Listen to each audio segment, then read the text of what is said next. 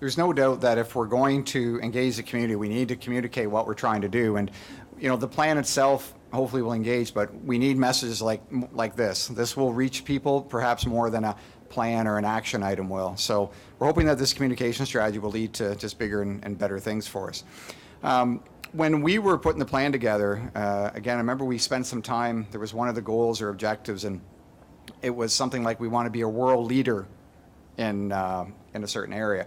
And I think at first we said, how could we be a world leader? We're just Oxford County. And again, we were selling ourselves too short.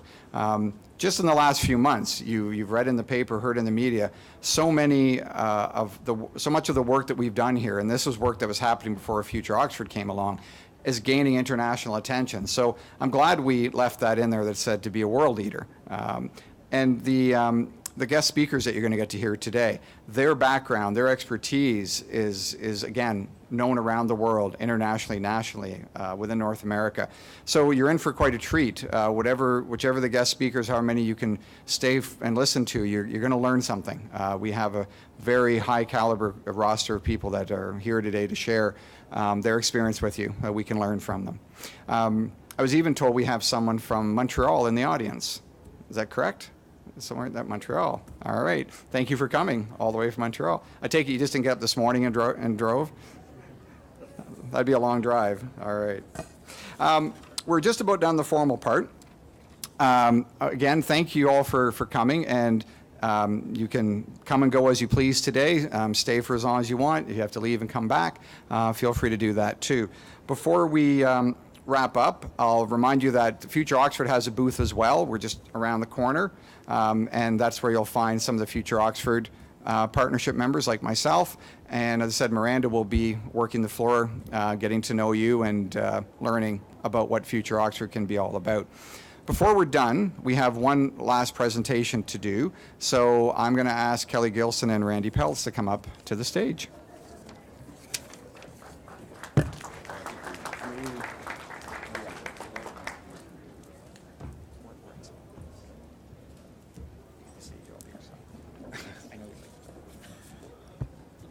Thank you very much, Chris. Kelly and I are extremely pleased and thrilled to co-chair one of three groups responsible for moving the plan forward. We're the Community Oxford team, and one of our first large tasks is to gather together a story that can be measured.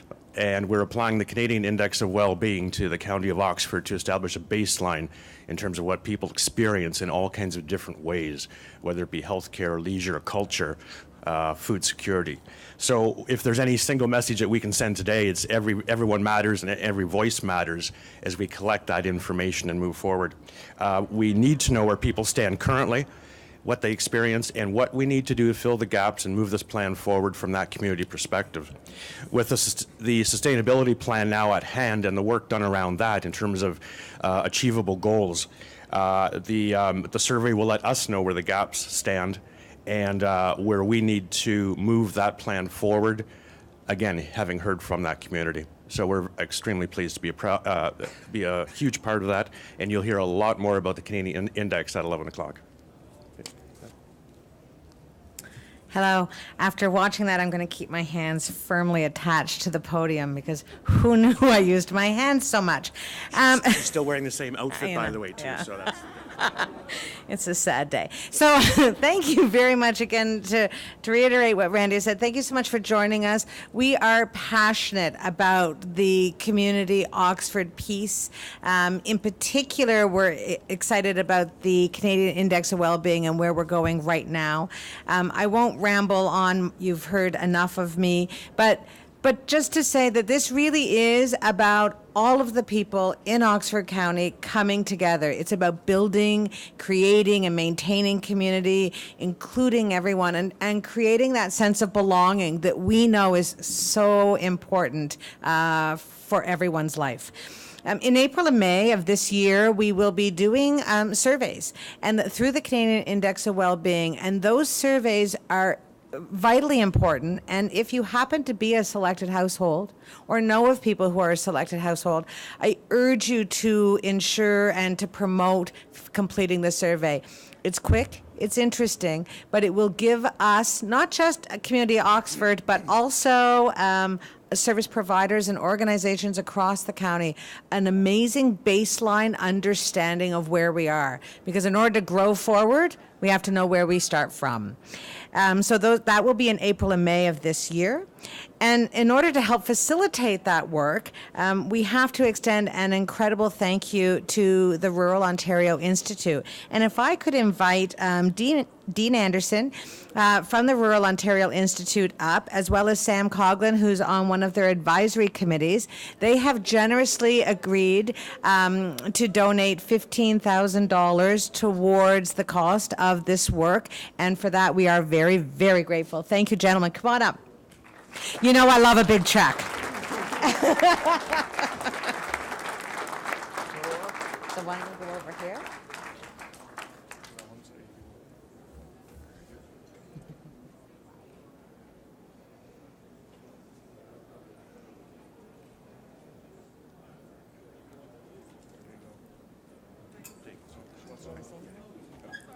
Oh, certainly. Sorry. Sam, one more. One more.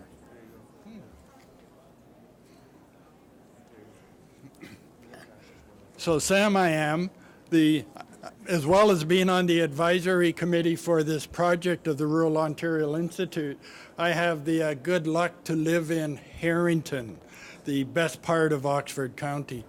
But I really like the Rural Ontario Institute, and that's why I'm volunteering with them.